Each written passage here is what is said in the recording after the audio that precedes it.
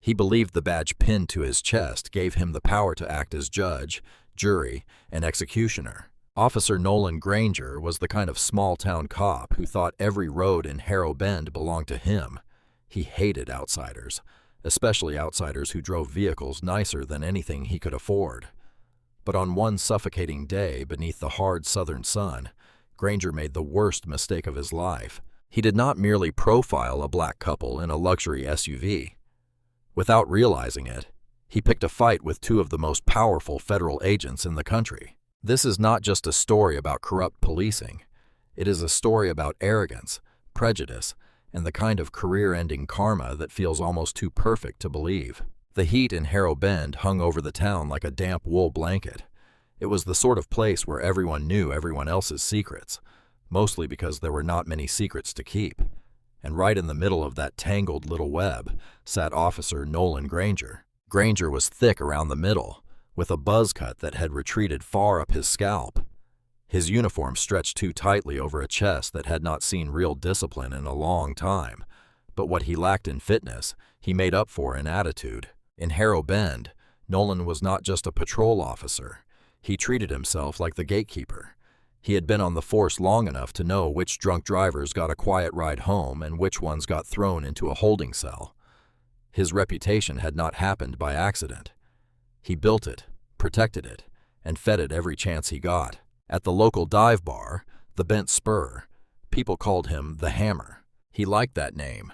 Hammers crushed things. That day, Nolan sat in his usual hiding spot, a gravel turnout tucked behind a giant billboard advertising Bramwell personal injury law. He sipped warm, sweet tea, sweat gathering above his lip, as he watched traffic drift off the highway and onto Main Street. He was bored, and boredom was dangerous for a man like Nolan Granger. When Nolan got bored, he went hunting for trouble. Then he saw it. A black Range Rover, sleek and polished, rolled into town. The sunlight flashed off its paint like a mirror. It was moving slowly, carefully, exactly within the speed limit. To Nolan, that was suspicious. In his mind, nobody drove that carefully unless they had something to hide. He leaned forward over the wheel and narrowed his eyes. The windows were dark, close to the legal limit, but he could still make out two figures inside. As the SUV passed his hiding place, a burst of sunlight cut through the windshield. He saw the driver first, a black man with broad shoulders, sunglasses, and one relaxed hand on the wheel. Beside him sat a black woman looking down at what seemed to be a phone or map. Something tightened in Nolan's gut. It was the same ugly blend of envy, suspicion, and territorial anger that had guided too many of his decisions. Drug money, he thought. The thought came easily, almost automatically. Years of unchecked bias had carved that path deep into his mind. Who else, he asked himself, drives a vehicle like that through Harrow Bend on an ordinary day? Honest people did not buy cars like that. Not in his world. He did not check the plates. He did not wait for a traffic violation. He simply shifted into drive. The cruiser rolled hard over the gravel, tires crunching as he pulled onto the road. "Dispatch, this is Unit 4, Nolan muttered into the radio, not even bothering to swallow the ice in his mouth. "I'm following a suspicious vehicle, black Range Rover heading north on Main. Possible narcotics trafficking." The dispatcher, Mrs. Peel, crackled back over the line. She did not ask for probable cause. In Harrow Bend, Nolan's gut feeling had been treated as probable cause for far too long. Nolan flipped on his lights. No siren, just the silent, flashing threat of authority. He sped up and rode close behind the Range Rover, trying to scare the driver into making a mistake. "Run," he thought. "Give me a reason." But the Range Rover did not run. It did not swerve. The driver calmly used his turn signal and pulled onto the dusty shoulder near an old church. Nolan smirked. "Gotcha." He glanced at the dash cam. It was recording, but Nolan knew how to play games with equipment. He angled the cruiser so the camera would catch enough of the suspect's door, while leaving room for the audio to become unreliable if he needed it to be. He stepped out, adjusted his belt, and rested his hand on the grip of his Glock. He did not draw it. He simply made sure the people inside understood that it was there. He walked up on the passenger side. He liked approaching that way. It unsettled people. It forced them to turn toward him. It gave him control. He rapped his knuckles hard against the glass. Bang, bang, bang. The window lowered with barely a sound. Cold air poured out from the cabin. The interior smelled like new leather and wealth. The woman in the passenger seat turned toward him. She had sharp, composed features, her hair pulled back in a professional bun, and a navy blazer that looked expensive without trying too hard. She looked at him over the edge of her sunglasses. Her eyes were not frightened. They were irritated. "Is there a problem, officer?" she asked. Her voice was crisp, educated, controlled. Nolan hated that tone. It sounded like she believed she was better than him. "License and registration," he barked, ignoring her question. He leaned into the window, pushing his sweaty face into their cool space. Then he looked past her toward the driver. The driver was a large man, built like a wall, wearing a fitted gray shirt that showed powerful arms. Yet he remained calm, too calm. "I asked you a question, officer," the woman said. "Why did you stop us?" "Do you know why I pulled you over?" Nolan snapped. "We were driving within the limit," the driver said. His voice was deep and steady. "We signaled. The plates are valid." "I stopped you for an obstructed view," Nolan lied. It was one of his favorite excuses. Something hanging from the mirror. There was nothing hanging from the mirror. The driver glanced at the rearview mirror, then looked back at Nolan. "There's nothing there, officer." "Don't get smart with me," Nolan snapped, letting contempt drip through his words. "I said license and registration. Now." The woman sighed, not with fear, but with exhaustion. "Darius, just give it to him," she said. "Let's get this over with." The driver, Darius, moved slowly toward the center console. "Hands!" Nolan screamed, jumping back and gripping his weapon. "Hands where I can see them! On the dash, now!" "I'm getting my wallet," Darius said, freezing in place. "You asked for identification." "I don't know what you're reaching for," Nolan shouted, performing for the invisible audience of his dashcam, building the scene he wanted to claim later. "Get out of the car. Both of you. Out." "Officer," the woman said, her voice turning cold. "This is unnecessary. We are complying." "Get out, or I will drag you out," Nolan roared. He was escalating on purpose. He wanted them angry.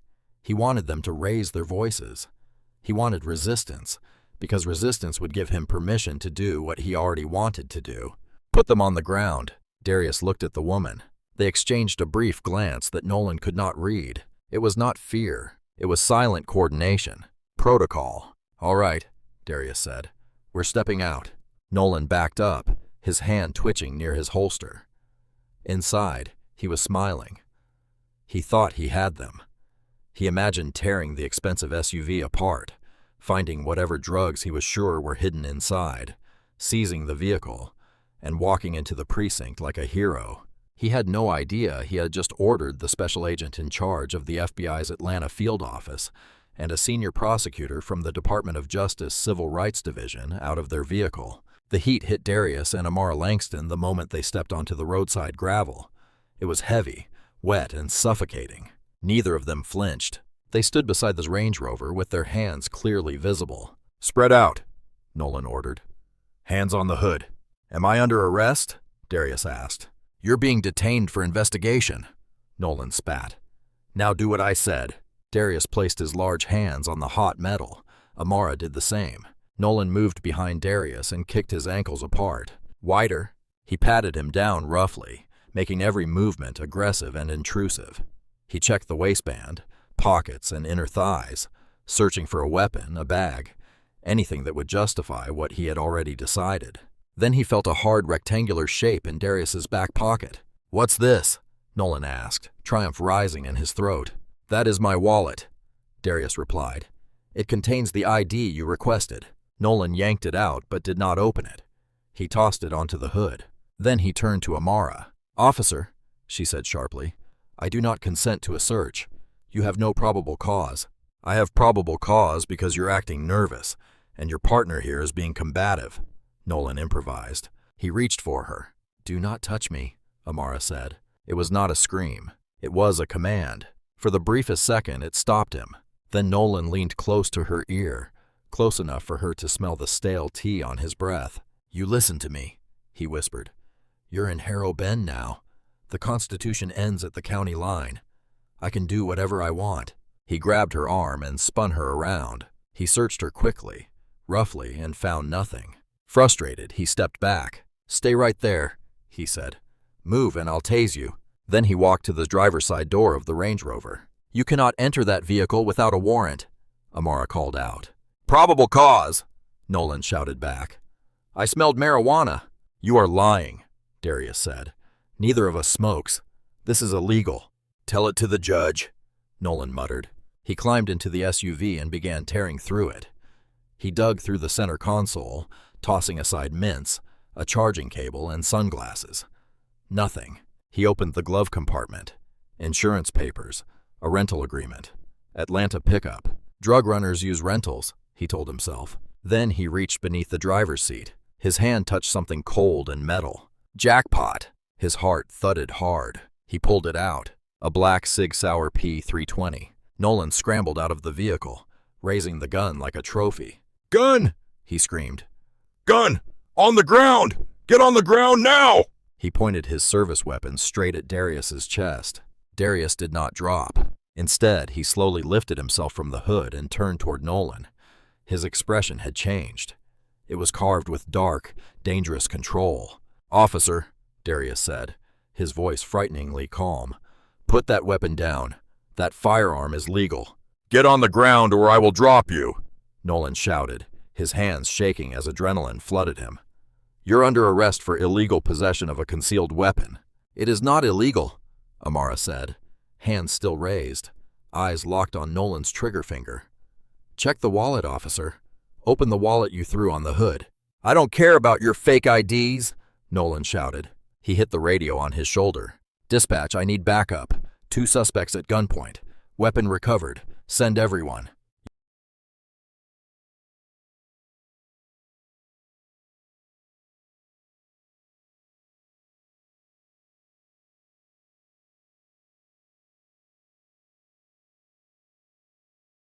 "You are making a mistake that will cost you everything," Darius said. "Look at the badge next to the gun." Nolan paused. He glanced at the weapon in his hand. There had been a small leather holder clipped nearby, but he had not pulled it out with the gun. Shut up! Nolan yelled. Sirens rose in the distance. Help was coming. Nolan felt power surge through him again. He would march them into the station. The whole town would hear about this. Maybe the news would too. 2 more cruisers skidded to a stop behind him, kicking dust into the air. Officer Camden and Deputy Arden jumped out. "Cuff them!" Nolan shouted. "Resisting arrest. Illegal firearm." Camden, younger and less certain than Nolan, rushed Darius. He twisted Darius's arm behind his back, but Darius was so solid that Camden struggled to bring his wrists together. "I am a federal agent," Darius said loudly and clearly, making sure every nearby dashcam captured it. "My badge is in the wallet on the hood. If you put those cuffs on me, you are kidnapping a federal officer." Camden hesitated. "Nolan, what is he talking about?" He's lying, Nolan screamed. "They all say that. Cuff him." Camden snapped the cuffs shut. Click, click. Deputy Arden took Amara's wrists. She allowed herself to be cuffed, but her eyes never left Nolan's face. She was memorizing him. Every sweat stain, every twitch, every badge number. "You better check that wallet, Nolan," Camden said nervously. "Just to be sure." "Fine." Nolan holstered his weapon and snatched the wallet from the hood. He flipped it open, expecting a state driver's license, maybe a fake card, maybe something he could use. Instead, a gold shield flashed in the sunlight. It was heavy, detailed, real. An eagle spread its wings across the top. Beneath it, blue lettering set into gold read, "Department of Justice, Federal Bureau of Investigation, Special Agent." Nolan blinked. He rubbed his thumb over the badge. Then he saw the ID card beside it. Darius Langston, Special Agent in charge. His stomach dropped. The world tilted. The heat vanished, replaced by a cold line of terror climbing up his spine. Then he remembered the woman. Her purse was still in the vehicle. He rushed to the SUV, grabbed it, and dumped the contents onto the seat. Another badge fell out. United States Department of Justice, Civil Rights Division, Senior Prosecutor. Nolan looked up. Darius stood cuffed near the cruiser, not staring at the ground, not begging, not raging. He was looking directly at Nolan, and for the first time, Nolan understood the expression on Darius's face. It was not anger, it was pity. "Camden," Nolan croaked. "Yeah?" Camden asked. "Take him in," Nolan said, his voice trembling. He could not admit he was wrong. Not in front of the rookie. Not in front of anyone. He had to double down. "They're fake. Good fakes. Take them in." Camden looked uncertain, but he followed orders. He pushed Darius into the back of the cruiser. As the door slammed, Nolan stared down at the gold badge in his hand.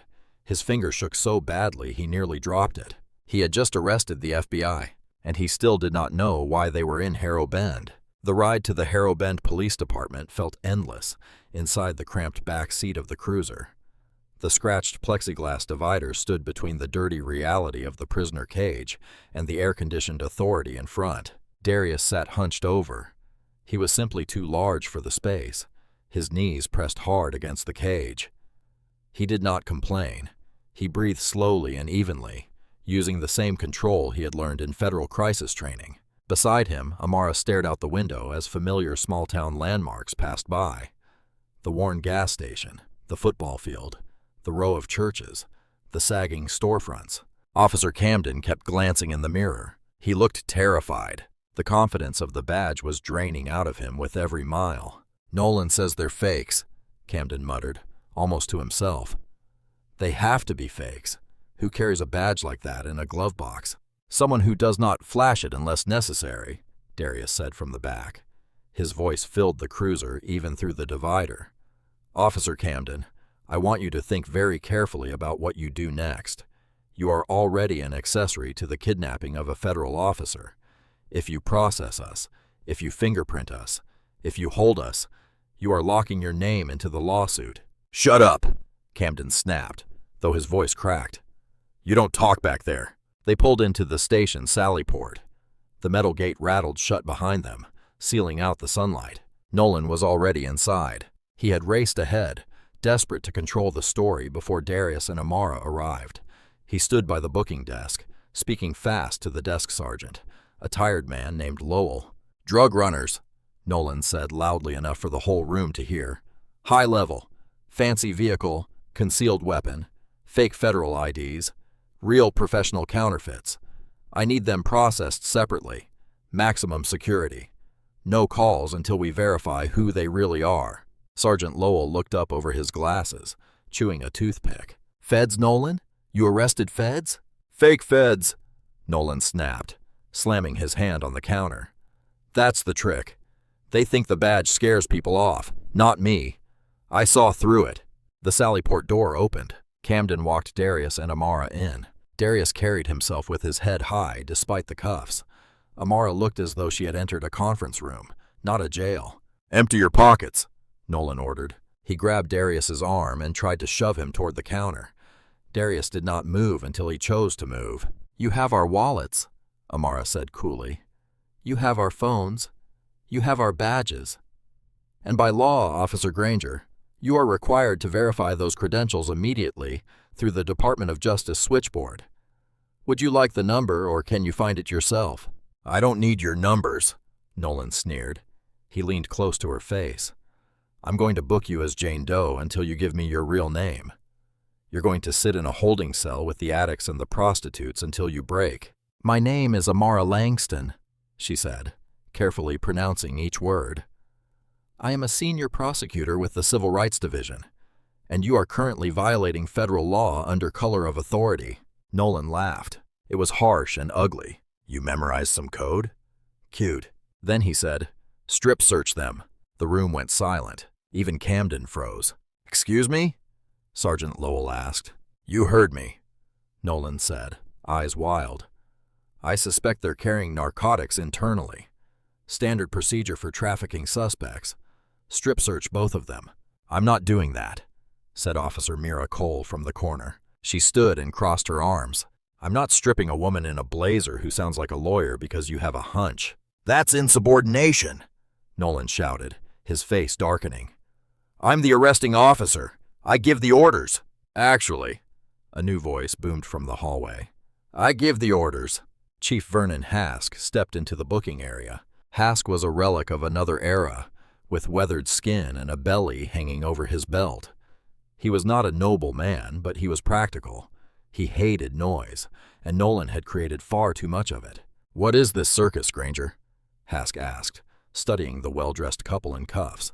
"Chief, I caught big fish," Nolan said, rushing toward him. "Drug runners, Range Rover, concealed weapon, fake federal IDs. Look at these." He tossed the badges onto the counter. Chief Hask picked up Darius's badge. He felt its weight. He ran a thumb over the engraving.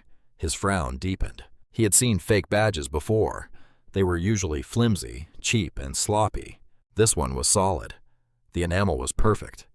There was even a secure access chip embedded in the back. Hask looked at Darius, then at the cuffs. "Who are you?" he asked quietly. "Special Agent in Charge, Darius Langston," Darius said. "FBI, Atlanta Field Office. And if these cuffs are not removed immediately, Chief Hask, I will personally make sure this building becomes a federal crime scene." Hask turned to Nolan. "Did you run the badge number?" "It's fake, Chief. Why would I run a fake number?" Run it now, Hask ordered Lowell. "I'm trying," Lowell said, typing. "System's crawling." Hask looked at Amara's ID. "Same last name," he said. "You arrested a husband and wife?" "Siblings," Amara corrected, "and partners on the task force." "Task force?" Nolan scoffed. "There's no task force in Harrow Bend." Darius smiled. It was a terrifying smile. "That's because you're the target, Granger." The air seemed to leave the room. "What did you say?" Nolan whispered. "We weren't passing through," Darius said, his voice low and steady. "We have been investigating a money laundering scheme tied to Bramwell personal injury law and kickbacks to local law enforcement. We were on our way to meet a confidential source when you stopped us." Nolan's face went pale. "The billboard." He sat beneath that billboard all the time. He took envelopes from Bramwell to ignore certain cases and push others. "He's lying," Nolan shrieked. "He's trying to scare you." "Chief, put them in a cell." Chief Hask stared at the badges, then at Nolan, a liability he had allowed to remain useful for too long. Then he looked at the phone on the wall. "Uncuff them," Hask said softly. No! Nolan yelled. He drew his taser. "Nobody touches them. They're my arrests." "Nolan, put the taser down!" Camden shouted, drawing his gun. Suddenly, the station was trapped in a standoff. Police against police. "This is it," Darius said calmly. "This is the moment you decide what your life becomes, Officer Granger. You tase me, I sue you. You shoot me, my team outside ends this situation by force. Or you lower that weapon, and we discuss how much cooperation you still have left to offer." Nolan's hand trembled. He looked at the chief. The chief had already abandoned him. Nolan lowered the taser. "Uncuff them," Hask repeated. Camden rushed forward and unlocked the cuffs. Darius rubbed his wrists. He did not strike Nolan. He did not shout. He simply reached across the counter, took his phone from the plastic bin, and turned it on. "I need to make a call," Darius said. "Use the office line," Hask said, wiping his forehead. "I don't need your line." Darius dialed from his phone and put the call on speaker. The room fell silent. "Director's office," a woman answered. "Patricia, it's Darius Langston. Code Red, Harrow Bend." The woman's tone sharpened instantly. "Code Red? Status of Agent Langston and Prosecutor Langston?"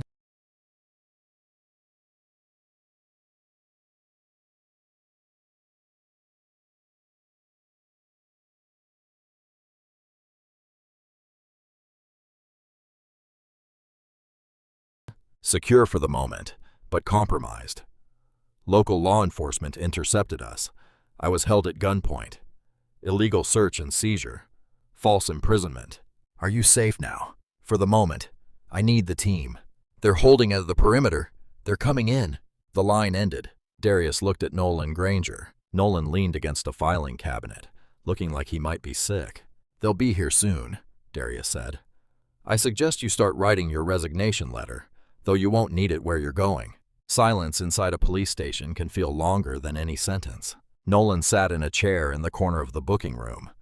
No one spoke to him. Camden, Mira, Lowell, even the chief had shifted away from him without thinking, moving themselves outside the blast radius. Darius and Amara sat calmly on a metal bench. Amara had pulled a notebook from her purse and was writing quickly. Every so often, she looked at Nolan, then wrote something else. What are you writing? Nolan asked, his voice rough. Your indictment, Amara said without looking up. I'm adding the threat of the strip search. You can't prove that, Nolan muttered. It's my word against yours. Actually, Officer Mira said, I'll testify to it. Nolan's head snapped toward her. Mira, you turn on your own? You're not my own, Nolan, she said, her voice shaking but firm. You're a bully, and you almost got every one of us killed. I'm not going to prison for you. Traitors, Nolan spat. all of you. Then the coffee in Sergeant Lowell's mug began to ripple. A deep vibration passed through the floor. At first, it sounded like distant thunder. Then it grew louder. What is that? Camden asked, moving toward the window. Helicopter, Chief Hask said, staring at the floor. Then came the sirens. Not one cruiser. Many. It sounded like an invasion. Tires screamed outside. Doors slammed. Lots of doors. A voice boomed through a loudspeaker from beyond the sally port. This is the FBI. Open the gate immediately, or we will breach. Sergeant Lowell fumbled for the button and hit it. The heavy door rolled upward. Sunlight poured in, blinding and harsh. The silhouette standing inside it looked terrifying. A tactical team in full gear entered in formation, rifles raised, bold yellow FBI lettering across their chests. Behind them walked a woman in a gray suit, flanked by state troopers.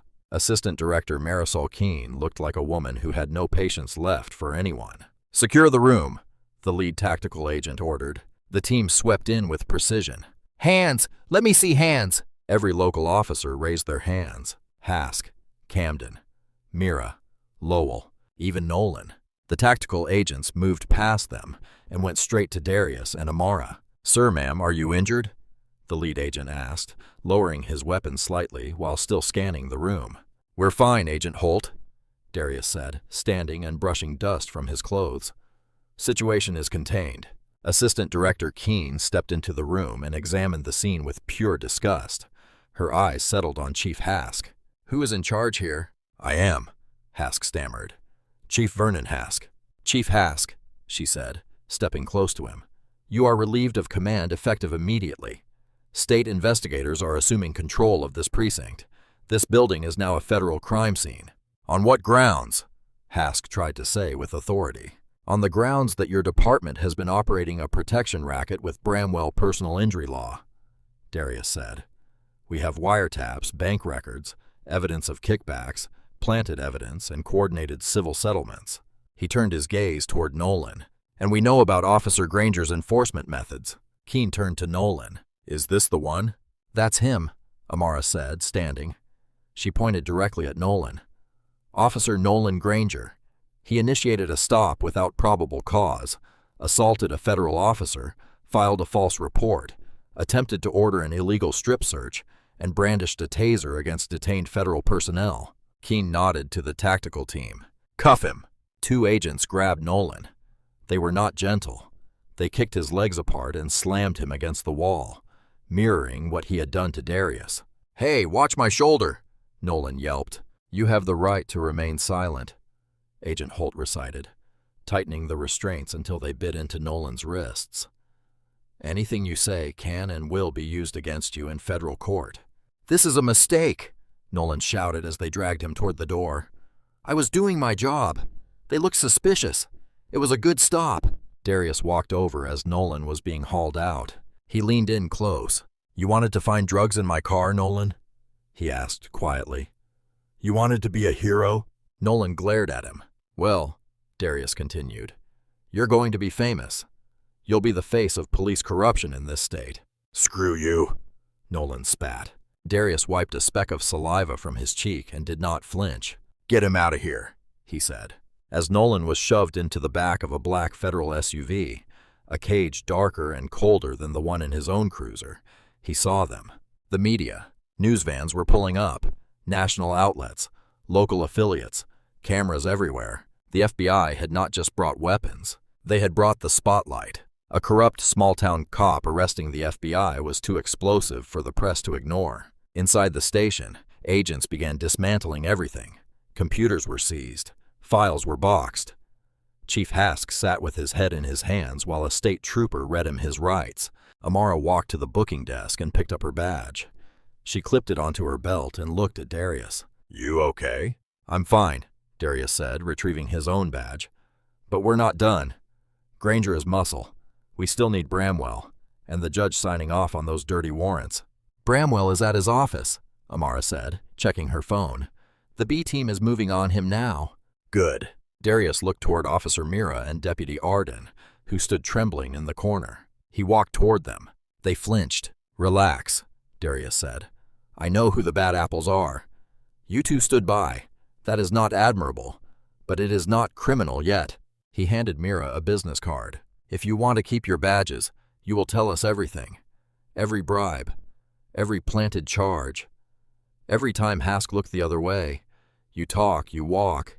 You stay silent. You go down with them. Mira took the card with shaking hands. I'll talk, she whispered. I'll tell you everything. Good choice, Darius said. Then he turned toward the door. Come on, Amara. Let's go get our car back. I'm guessing Officer Granger left it unlocked. They walked out into the humid southern air as cameras flashed. Darius did not smile. This was not a victory lap. It was the beginning of a cleanup. But for Nolan Granger, watching through the tinted window of the federal transport, life as he knew it had already ended. He just did not yet understand how bad it would become. The federal courthouse stood far from Harrow Bend's dusty roads and heavy heat. It was all marble, glass, and cold air. But for Nolan Granger, seated at the defense table in an orange jumpsuit that fit too tightly, it felt like an oven. He had spent a long stretch inside a federal detention center, denied bail because he was considered both a flight risk and a danger to the community. The irony was obvious to everyone but Nolan, who still saw himself as the victim. The courtroom was packed. Every seat in the gallery was taken. In the front row sat Darius and Amara Langston, both dressed sharply and composed. They were not only witnesses, they were the architects of Nolan's downfall. Behind them sat the national press. The story had exploded. The dashcam footage, the same footage Nolan had once hoped to manipulate against them, had leaked. Millions had watched him sneer, threaten, lie, and reveal exactly who he was.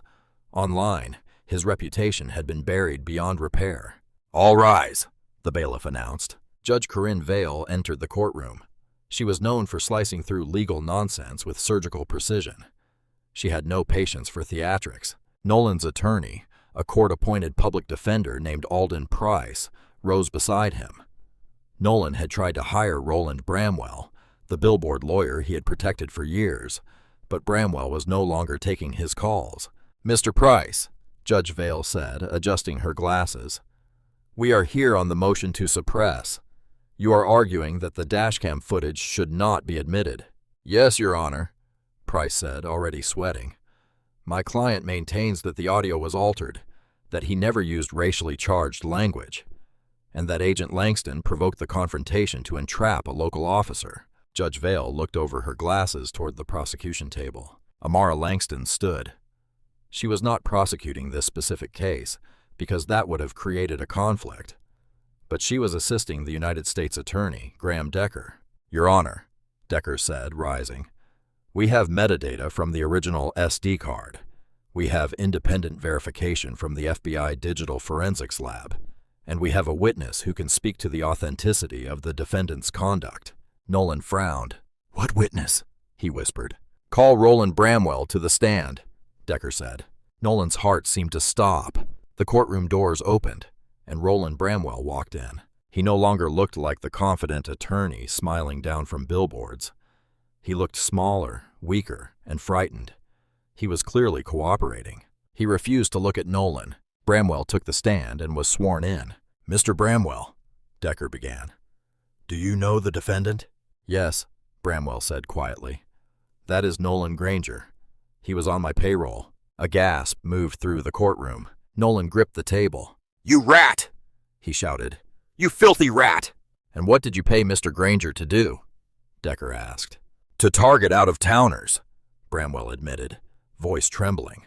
Especially people driving expensive cars who looked like they had money or insurance. He would stop them, intimidate them, sometimes rough them up. Then my people would approach them with legal services. We would pressure the town into settlements, and Nolan and I would split the money." "And did Mr. Granger have a preference for who he targeted?" Decker asked. Bramwell hesitated. Then he looked toward Darius in the front row. "He targeted black drivers," he whispered. "He said they were easier to scare. He said juries in Harrow Bend would believe a white officer before they believed them." The courtroom erupted. Judge Vale slammed her gavel, fury cutting through her expression. "Order! Order in this court!" Nolan felt the blood drain from his face. It was no longer just a bad traffic stop. It was conspiracy. It was corruption. It was a pattern. His attorney looked at him with disgust and did not even bother to cross-examine Bramwell in any meaningful way. The ship had sunk. Then came the final blow. Decker played the footage on the courtroom monitors. "We would like to replay the arrest," he said, with particular attention to the defendant's reaction when he realizes who he has detained.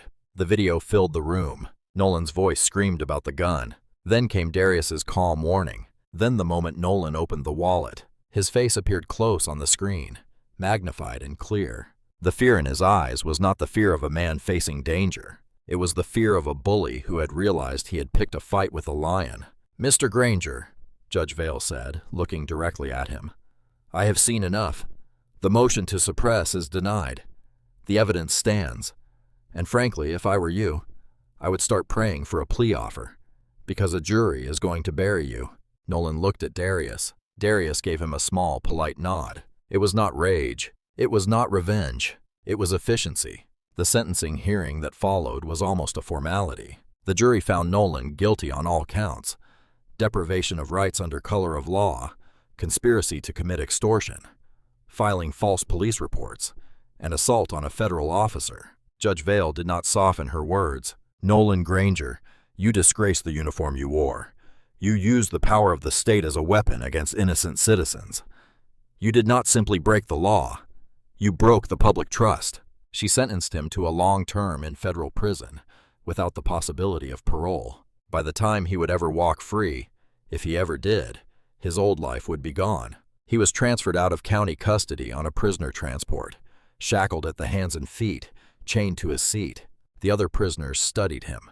They saw the soft hands, the frightened eyes. They smelled the cop on him. Fresh meat. He arrived at a federal prison that was nothing like the easy, white-collar camp he had imagined. Because of the violence charges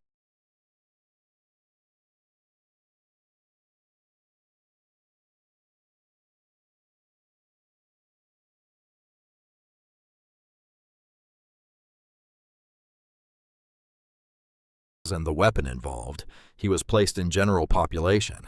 The intake process was a nightmare. He was stripped, searched, sprayed, and handed a uniform that smelled of industrial detergent and old sweat. "Name," the guard barked. The guard was young, black, and about the age of Deputy Arden back in Harrow Bend. "Nolan Granger," he mumbled. "I was a cop. I need protective custody. You can't put me in general population." The guard looked up. He recognized the name. Everyone did. "Protective custody is full," the guard said flatly. "Besides, that's for people in danger. You're a tough guy, right? The hammer?" Nolan flinched. "Please," he whispered. "They'll kill me." "Keep your head down and your mouth shut," the guard said, handing him a thin mattress roll. "Move." The cell block was a storm of shouting, metal doors, televisions, and footsteps. But as Nolan walked the tier, the noise faded. Heads turned, eyes locked on him. News traveled fast inside prison. They knew who he was. They knew what he had done. His cell was a concrete box. His cellmate was already inside, doing push-ups on the floor. He was massive, shaved-headed, and covered in prison tattoos. Nolan hesitated in the doorway. Maybe this would work, he thought. Maybe the white gangs would protect him. The cellmate stopped, stood, and wiped sweat from his forehead. He looked Nolan up and down. "You the cop?" "Ex-cop," Nolan corrected quickly. "I was framed, same as a lot of people in here." The cellmate laughed. There was nothing friendly in it. "We don't like cops in here," he said. "But we really don't like cops who make the news. You bring heat. You bring lockdowns." "I can pay," Nolan said desperately. "I have money outside." "Your money's gone, Granger." The voice came from the walkway.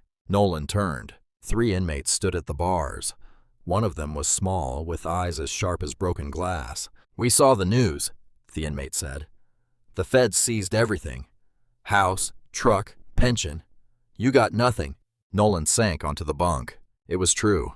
The asset forfeiture laws he had once used against others had now been turned on him. Darius and Amara had filed civil action alongside the criminal case. Everything had been stripped away. "So," his cellmate said, cracking his knuckles, "you're broke, you're a cop, and you're famous. That's a bad combination." That night, when the lights went out, darkness swallowed the cell. Nolan lay on his bunk, staring at the concrete ceiling. He heard the breathing of the man below him. He heard shouts from down the hall. "Hey, Officer Granger!"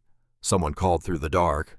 "Pull me over now!" Laughter echoed through the block. Nolan closed his eyes. He saw the Range Rover, the sunlight on the black paint, Darius's calm face. "Why didn't I just let them go?" he thought. "Why did I have to be the big man?" Regret is a bitter pill. In prison, it is often the only medicine you get. At breakfast, Nolan tried to sit alone with a tray of watery oatmeal and a hard biscuit. A shadow fell across him. He looked up. It was not an inmate. It was the warden. "Granger," the warden said, "you have a visitor." Visitor? For a brief second, hope stirred in him. Maybe a lawyer. Maybe an appeal. "Legal visit," the warden said. "Follow me." Nolan was led to a private room. He walked in expecting to see his public defender. Instead, Darius Langston sat at the metal table, calm, clean, and completely at ease. Nolan stopped cold. "What are you doing here?" "I told you I would see it through," Darius said. He did not look angry. He looked at Nolan the way someone might examine a specimen in a jar. "I wanted to see whether the system worked." "You ruined my life," Nolan whispered. "No, Nolan," Darius said firmly. "You ruined your life. I just turned on the lights. You were the one standing in the dark doing dirty things." He slid a document across the table. "What is this?" Nolan asked. "A letter from the Department of Justice," Darius said. "We are offering you a chance to reduce your sentence." Nolan's eyes widened. "What?" "Because Bramwell was only the middleman," Darius said, leaning forward. "We want the judge. We want the mayor. We want the entire network in Harrow Bend. You know where everything is buried, Nolan. You were the bagman." Nolan looked at the document. If he talked, he might cut down his sentence. He might be moved somewhere safer. But if he talked, he would be a snitch, and snitches had their own kind of sentence. "If I talk," Nolan said, sweat gathering above his lip, "they'll kill me in here." "If you don't talk," Darius said, standing and buttoning his jacket, "you will rot here for the rest of the sentence they gave you. And from what I saw in the cafeteria, I doubt you'll survive that long with your pride intact." He knocked on the door for the guard. "Think about it, Nolan. The offer will not wait forever." Darius walked out. Nolan was left alone with the paper. The choice was his. Be a rat and live in fear, or stay loyal and die forgotten. The pen felt heavier in Nolan Granger's hand than his service weapon ever had. He stared at the agreement beneath the buzzing fluorescent lights. Snitch. The word echoed in his mind. In the culture of the Harrow Bend Police Department, being a rat was worse than being a criminal. But as he sat there shivering in his prison uniform, a bitter truth finally settled over him. Where was Chief Hask, trying to save himself? Where was Mayor Silas Kerr, probably denying everything from behind a lawyer? Where was Bramwell, singing like a bird to protect his own skin? Loyalty was a lie. It was a currency powerful people used to buy silence from people beneath them. Nolan had been their loyal soldier. The hammer. The man who crushed whoever threatened the system. And what did he have now? A concrete cell. A dangerous cellmate. A name that made other inmates stare. He uncapped the pen. "Screw them," he whispered to the empty room.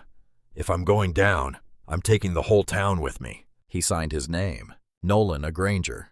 The ink was barely dry when he knocked on the door. "Guard," he said. "I'm done. Get Agent Langston back here."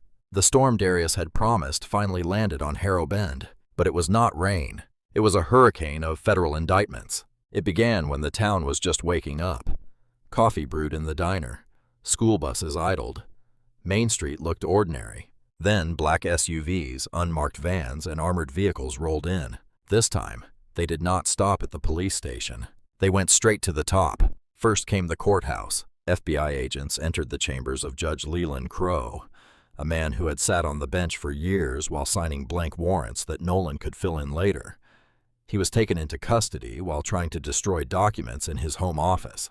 The image of the respected judge being handcuffed on his front lawn spread across every news channel. Then came City Hall. Mayor Silas Kerr was in the middle of a televised press conference, denying any knowledge of corruption, when Darius Langston walked onto the stage. "Mayor Kerr," Darius said, his voice carrying clearly. "Federal warrant." Kerr froze. "You can't do this here. I am the mayor." "You're a racketeer," Darius corrected him. "We have the ledger, Silas. Construction kickbacks, impound lot payments, your share of the Bramwell settlements. It's over." Amara stepped forward and placed the cuffs on the mayor. The cameras flashed like lightning. It was the perfect image. The corrupt establishment falling beneath the weight of the justice it had tried to bend. Then came the rest. The towing company owner who inflated fees and split profits with police was arrested. The doctor who falsified sobriety tests was arrested. Officer Camden, who had stood by and watched, surrendered voluntarily, crying and hoping cooperation would save him. By the end of the operation, Harrow Bend's power structure had been decapitated. The old network was not merely damaged, it was pulverized. Much later, Nolan Granger sat in a sterile recreation room inside a federal correctional facility, far from Harrow Bend. He had been moved. Witness protection for prisoners was a lonely existence. The unit held other men who had traded testimony for survival, mobsters, gang leaders, informants, and cowards hiding from the consequences of their own bargains. There was no status here, no hammer. He was just an inmate number. He swept the floor for pennies. On the wall, a television played the news. Nolan stopped sweeping. A ceremony was being broadcast from Washington, D.C. The Attorney General stood at a podium. Behind him stood Darius and Amara Langston.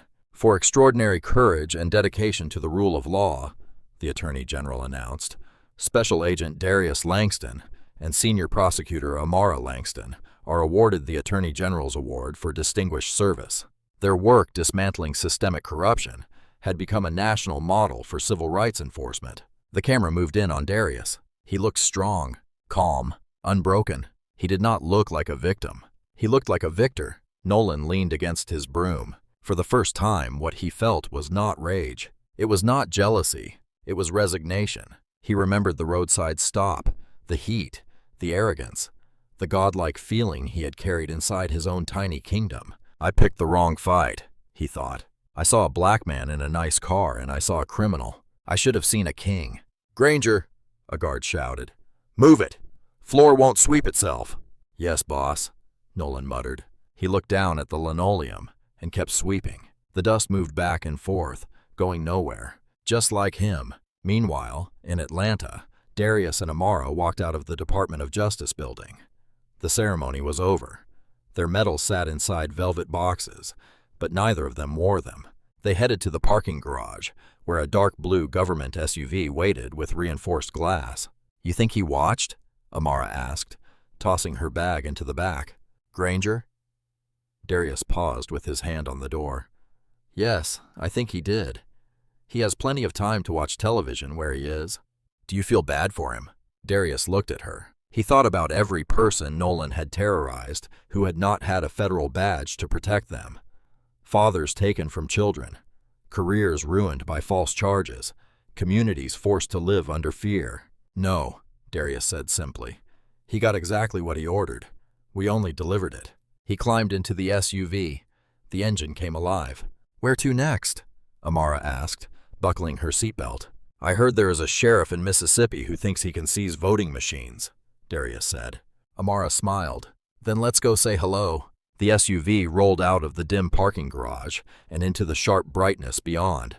They were hunters now, but they were not hunting for sport. They were hunting for justice, and business was good. That is how Officer Nolan Granger learned the hardest lesson of his life. He thought his badge made him untouchable. He thought prejudice was patriotism. But he forgot one thing. In the United States of America, no one is above the law, especially not the people sworn to enforce it. Nolan is serving his reduced sentence. He lost his pension, his family, his reputation, and his freedom. Darius and Amara Langston continue to serve at the highest levels of federal law enforcement, reminding corrupt officials everywhere that they never truly know who is sitting behind the tinted windows of the vehicle they just pulled over. Karma is not only an idea, sometimes karma is the federal agent with a warrant. If you enjoyed this story of justice, accountability, and corruption finally exposed, hit the like button. What would you have done in Darius's position? Would you have stayed calm, or would you have snapped? Share your thoughts in the comments. And if you want more stories where the powerful are held accountable and the guilty get exactly what they deserve, subscribe and turn on the notification bell so you never miss the next story. Thanks for watching. Stay safe and remember, check your bias before it checks you.